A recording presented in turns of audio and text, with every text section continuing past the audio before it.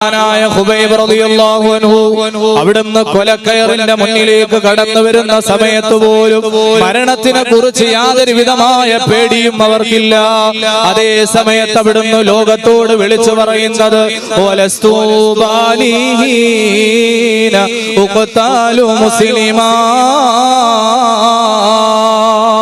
അലാ അയ്യി ശിഖിൻ കാന ലില്ലാഹി മസ്റഈ. എന്റെ വേവലാതി എന്തെന്നറിയുമോ? എന്റെ ശരീരം ഏത് കോലത്തിൽ എങ്ങനെ മരണപ്പെട്ടാലും എനിക്ക് പേടിയില്ല. എന്റെ ശരീരങ്ങൾ പിച്ചി ചീന്തി തെറിച്ചു പോയാലും എനിക്ക് പേടിയില്ല. എന്നെ കൊലക്കേറിൽ കൊണ്ടുപോയി വേദനാജനകമായ അവസ്ഥയിൽ കൊന്നു കളഞ്ഞാലും എനിക്ക് പ്രശ്നമില്ല. പക്ഷേ എന്റെ പേടി എന്തെന്നറിയുമോ?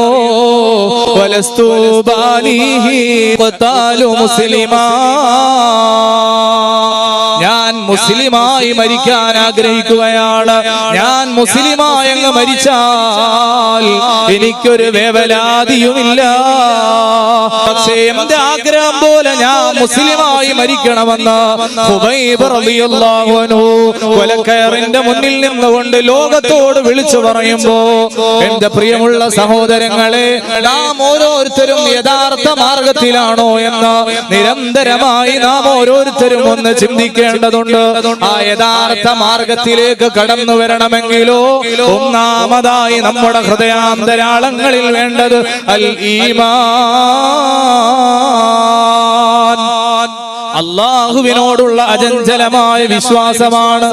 യഥാർത്ഥ വിശ്വാസമുള്ളവരായി മാറണം.